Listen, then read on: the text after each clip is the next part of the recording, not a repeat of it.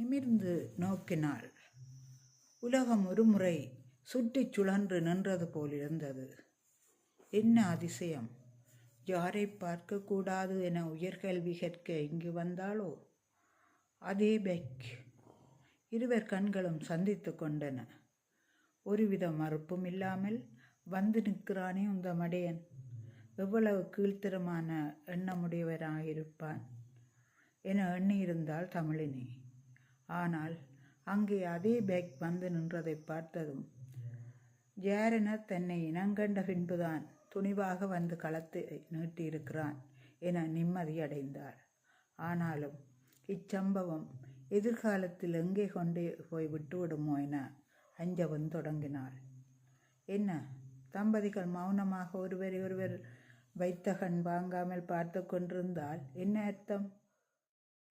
இந்தாங்க, பால் பழம் சாப்பிடுங்க என ஒருவன் அருகில் இருந்த மரம் ஒன்றில் கனி ஒன்றை பறித்து தமிழினியின் கையில் கொடுத்தான். தமிழினி சுற்றுமுற்றும் பயந்தபடி மாணவர்களை பார்த்துவிட்டு மிதுனை நோக்கினாள். மிதுனின் முகத்தில் சிறிது மாறுதல் ஏற்பட்டிருந்ததை அவதானித்து கொண்டாள். அது கோபமா தாபமா என உணர்ந்து கொள்ள முடியவில்லை. அவர்களின் ஆக்கினையின் மத்தியில் அந்த கனியை வாய்க்கருகில் கொண்டு சென்றாள் தமிழினி. வாய்க்கருகில் கொண்டு சென்றவளின் கரத்தை தட்டிவிட்டான் மிதுன். காரணம், அது நஞ்சு பழமாக இருந்தால் தமிழினியின் நிலை என்ன ஆகும்? என்ன மச்சி, அதுக்கிடையில் உங்கள் வைஃப் மேலே பாசமா? 3 முடிச்சு கூட போட இல்லை, மாலையை மட்டும்தானே போட்டா, மாலை கூட மாட்ட இல்லையே. மாணவர்கள் மாணவிகள் பரிகசித்தனர். ப்ளீஸ் விடுங்கடா, இவ்வளவும் போதும் என அழாத குறையாக கெஞ்சினான் மிதுன். மிதுன் 2ஆம் வருட மாணவன் ஆகையால் ஏனைய மாணவர்களும் அவர்கள் நிலையிலிருந்து சற்று தளர்ந்தார்கள். சரி சரி, பாவமடா மிதுன், மிதுன் அழுகிறான், விட்டு விடுங்கடா, வேற ஆக்களை பார்ப்போம் என ஒரு மாணவன் கூறியதும் ஏனைய மாணவர்கள் விலகி சென்றார்கள். மிதுனும் தமிழினியுமே நின்றார்கள்.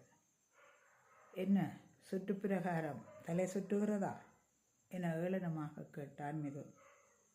அதுதான், சுற்றுப்பிரகாரம் சரியும் போது மீண்டும் பைக் காப்பாற்றி விட்டதே என தமிழினியும் மடக்க இருவரும் சிரித்து கொண்டார்கள்.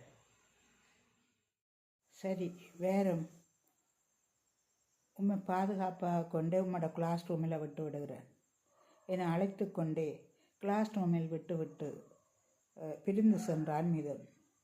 தமிழினி மிதுன் சென்ற திசையையே வைத்த கண் வாங்காது பார்த்து வண்ணம் நின்றாள். அதுக்கிடையில்லவா என ஒரு மாணவி கேட்டதும் வகுப்பறைக்குள் நுழைந்தாள் தமிழினி. மிதுன் அங்கு கற்றது தமிழினிக்கு ஆறுதலாகவும் சந்தோஷமாகவும் இருந்தாலும் தனது பெற்றோரின் கௌரவத்துக்கு பங்கம் விளைவித்து விடுவேனோ என அடிக்கடி பயந்தபடி கல்வியை தொடர்ந்தாள்.